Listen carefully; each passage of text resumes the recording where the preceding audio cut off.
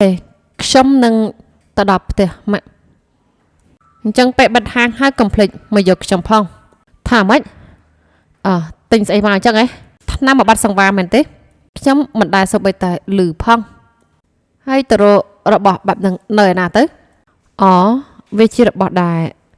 សម្រាប់អ្នកមានផ្ទៃពោះហ៎មិនអីទេបើកបោដោយសុវត្ថិភាពខ្ញុំមិនទៅណាទេហ្នឹងហើយអូខេបាយទេហានណានិយាយច្រើនមែនមិនព្រមដាក់ទូរស័ព្ទចុះសោះផ្ដាំផ្ញើតប៉ែលោតពេញទៅនឹងហេតុអីបានជាគេចង់ទិញក្រែមបំបត្តិសង្វាមកយកនេះអាប៉ែនឹងកំងអនឡាញរហូតហើយតែងតែយករបស់ចម្លែកមកផ្ទះអញគិតថាគេមានផ្ទៃពោះមែនទេមិនមែនខ្ញុំទេណា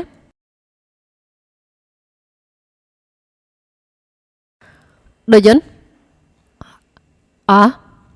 តាំងពីរៀបការមកតំណែងតំណងរបស់អ្នកទាំងពីរប្រសើរឡើងហើយតំណែងតំណងរបស់ពូខ្ញុំឯងចង់មានន័យពីអីគ្មានស្អីទេខ្ញុំដឹងថាអ្នកទាំងពីរស្រឡាញ់គ្នាយូរមកហើយខ្ញុំគ្រាន់តែឆ្ងល់ថាតើអ្វីប្រសើរឡើងដែរឬទេក្រោយពេលដែលអ្នកទាំងពីររៀបការហើយយ៉ាងណាក៏មិនបាច់យកចិត្តទុកដាក់ទេអ្វីដែលខ្ញុំនិយាយគឺជារឿងគ្មានបានការប៉ុណ្ណោះឯងធ្វើអីចម្លែកណាស់នៅថ្ងៃនេះមានអីកាត់ឡើងមែនទេល្អិតនេះនៅគិតថាខ្លួនឯងធំហើយទៀតឯងនិយាយស្ដីមកកាន់បងប្រុសធំរបស់ឯងបែបនេះដកដៃចេញទៅអូយឈឺ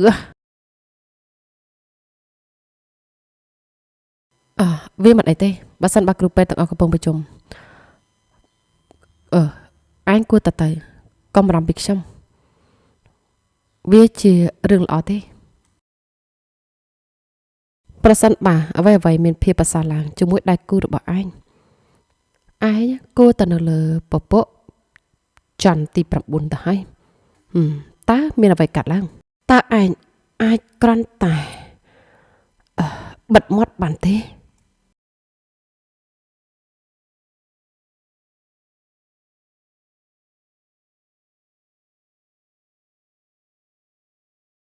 តើវាកំពុងរំខានឯងឬ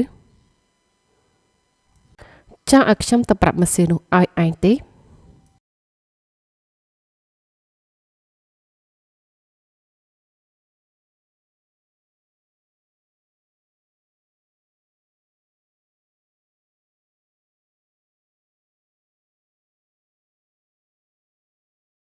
មើលយកនេះ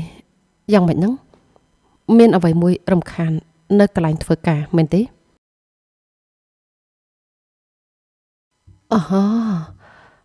លោកគឺជាមនុស្សតែម្នាក់គត់ដែលខ្វល់ពីខ្ញុំដូចជនអូយល្អណាស់កុំលោកនៅខាងក្នុងខ្ញុំដល់ហើយទេដូចជនតើគេម្នាក់នោះយ៉ាងម៉េចដែរម៉ាស៊ីននោះពេលនេះវាមើលទៅមានសុភមង្គលណាដែលបានរៀបការខ្ញុំមានន័យថាប្រហែលជាច្បាស់ណាស់ថាការរៀបការនឹងធ្វើឲ្យមនុស្សម្នាក់មានសុភមង្គលជាងខ្ញុំទេថាប្រសិនបើគេមានស្នេហាជាមួយនរណាម្នាក់យើងច្បាស់ជាចង់រៀបការជាមួយម្នាក់នោះហេតុអីលោកចង់រៀបការជាមួយខ្ញុំទេដូចជនទេវាគឺវាគ្រាន់តែជាគឺរឿងគឺណែមើលចុះមុខក្រហមអស់ហើយខ្ញុំពិតជាចូលចិត្តភ្លក់លោកណា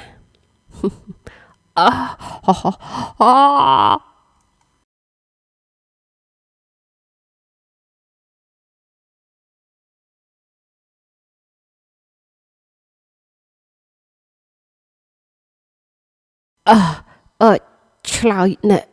ឆ្លើយស្អីគេទៅប៉ុន្តែខ្ញុំទេដែលគួរទទួលបានចម្លើយព្រោះខ្ញុំបានសួរសំណួរទៅលោកដូចចឹងណា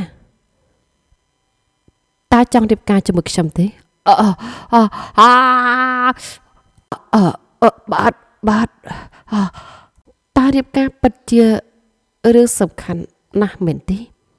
យើងកំពុងតែមានការដំណើរការល្អហើយតើអូនៅពេលដែលលោកគិតគឺបង្ហាញទឹកមុខគួរឲ្យស្រឡាញ់មែនទែនអូខ្ញុំគិតថាខ្ញុំប្រហែលជាត្រូវធ្វើឲ្យលោករងគ្រោះបន្តិចបន្តួចនៅជប់នេះ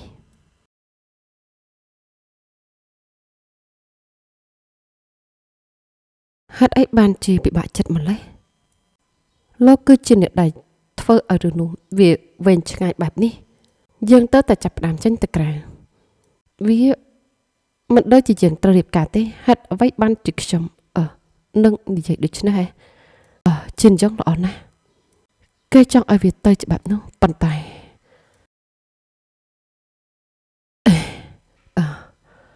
ឈប់សិនគេល្អអញ្ចឹងតាមពិតទៅគឺទេគេគឺជាមនុស្សដ៏គួរឲ្យខ្លាចម្នាក់គេតែងតែសើចចាប់អកនឹងធ្វើអ្វីដែលគេចង់បានតើគាត់បានបំពេញការសន្យាប្រមាណដងហើយទន្ទឹមទៅនោះខ្ញុំចំណាយពេលអស់ជាច្រើនម៉ោងលើបញ្ហាថាតើត្រូវហៅគាត់ឬអត់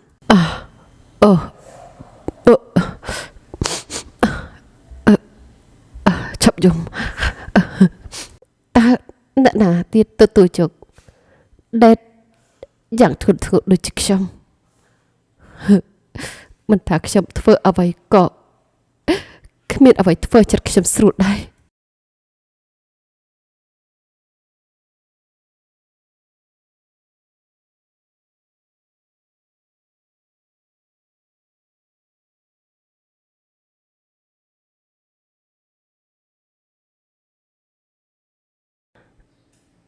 មិនបានជាអង្គុយនៅទីនោះទៀត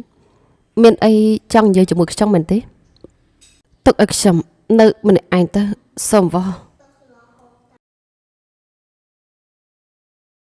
មើសៀចង្រៃនោះប៉ាត់ជាមិនទៅជាមួយយើងប៉ាត់មែនណាខ្ញុំអស់កម្លាំងឯងទៅសบายចាថ្មនេះដូចជន់គេកេងហើយនៅណោះឯងប្រកាសជាបានចេញទៅយឺតហើយតើលោកមានពេលជាមួយខ្ញុំ1នាទីទេលោកគ្រូពេទ្យខ្ញុំបានកំងនំខេកមួយដុំដែរមិនអីទេមែនទេកន្លែងនេះមាននំសូកូឡាឆ្ងាញ់ណាស់នេះគឺជាសមខ្ញុំគិតថាខ្ញុំយល់ហើយថាហេតុអីបានជាម៉ាស៊ីននោះចូលចិត្តលោកឲ្យតែមាននរណាម្នាក់ល្អចំពោះគេបន្តិចម៉ាស៊ីននោះសន្មតថាពួកគេនោះចូលចិត្តវាហើយក្មេងល្ងងនោះដូច្នេះលោកគឺជាបងប្អូនរបស់ដូជនណាដូវ៉ាលោកដូវ៉ាយើងដូចវាបានជួបគ្នាញឹកញាប់បន្តិចហើយប្រហែលថ្ងៃនេះមែនទេមានមនុស្សប្រហែលអ្នកថាម៉េចធ្លាប់ដេតជាមួយមនុស្សប្រហែលអ្នកហើយមុនពេលដែលជួបដូជនហើយម៉ាស៊ីននោះគឺពិតជាមនុស្សតែម្នាក់ដែលលោកកំពុងតែស៊ើបគប់នៅពេលនេះមែនទេបងប្អូនពិតជាមានអ្វីផ្សេងកុំចេញក្រៅរឿងខ្ញុំនឹងថាសម្រាប់លោកវាគ្មានអ្វីនោះទេតែលោកមិនត្រូវធ្វើរឿងល្ងីល្ងើជាមួយម៉ាស៊ីននោះហើយបន្ទាប់មកក៏ចាក់ចេញទៅនោះប៉ុន្តែដូចជនវាមិនងាយស្រួលសម្រាប់ម៉ាស៊ីននោះដែលលោកធ្វើបែបនោះដាក់នោះទេលោកគឺជាលោកគ្រូពេទ្យអាល់ហ្វានិងមានសុខភាពល្អខ្ញុំប្រកាសថាលោកមានអ្នកសរសើរច្រើនទៅរកនរណាផ្សេងទៅបើសិនជាលោកចង់លេងសើចជាមួយខ្ញុំថាលោកកុំពាក់ព័ន្ធជាមួយរឿងនេះអីថាម៉េចមិនថាមានអ្វីកើតឡើងមិនតបទេរឿងទាំងអស់នេះនឹងដឹងទៅដល់ដូជនរឿងទាំងអស់នេះលោកមិនពាក់ព័ន្ធទេដូជនធំហើយគេអាចសម្រេចចិត្តដោយខ្លួនគេបានលោកគួរតែអនុញ្ញាតឲ្យគេធ្វើតាមចិត្តរបស់គេទៅមិនថាមានអ្វីកាត់ឡើងចឹងចង្រៃអើយឯងមិនមែនមានផែនការដើម្បីណែមានរឿងជាច្រើនដែលខ្ញុំចង់និយាយទាក់ទងនឹងអារម្មណ៍របស់ខ្ញុំចំពោះដូជនប៉ុន្តែខ្ញុំមិនគិតថានឹងចែករំលែកវាជាមួយនឹងលោកទេខ្ញុំអាចយល់បានថាលោកព្រួយបារម្ភចំពោះដូជនក្នុងនាមជាបងប្រុសរបស់គេប៉ុន្តែលោកមិនចាំបាច់មានការព្រួយបារម្ភដូចនេះទេ ឯងពិតជាអាក្រក់ជាងអ្វីដែលខ្ញុំគិតទៅទៀតខ្ញុំដឹងទាំងអស់ពីមនុស្សដូចជាលោកស្ដាប់ណាមនុស្សចង្រៃបើសិនជាលោកនឹកបន្តរញ៉េរញ៉ៃជាមួយអូនប្រុសរបស់ខ្ញុំទៀតខ្ញុំមិនលើកលែងឲ្យទេខ្ញុំយល់ហើយថាហេតុអ្វីបានជាដូចជនមានចរិតលក្ខណៈបែបនោះលោកតែងតែមានការជ្រៀតជ្រែកជីវិតរបស់គេបែបនេះមែនទេសូម្បីតែនៅពេលដែលគាត់បានជួបជាមួយនឹងមនុស្សផ្សេងទៀតលោកតែងតែមិនអនុញ្ញាតឲ្យមានរឿងបែបនោះមែនទេមិនថាជាមួយនរណាឬក៏ជាមួយខ្ញុំឬក៏ជាមួយដូចជនខ្ញុំស្មានថាគេមានប្រវត្តិនៃការផ្ដោតឲ្យនៅពេលដែលលោកជំរុញគេលោកមិនគិតទេថាខ្ញុំដឹងថាដូចជនមានលក្ខណៈបែបណានោះតើវាបានធ្វើឲ្យលោកមានអារម្មណ៍ល្អទេឃើញប្អូនប្រុសរបស់លោកធ្វើតាមការបញ្ជាដូចនេះមើលទៅលោកដូចជាផិតភ័យណាស់មែនទេដូហាហេតុអ្វីមែនទេតាមមកពីប្អូនប្រុសរបស់លោកលែងស្ដាប់លោកនៅពេលនេះមែនទេ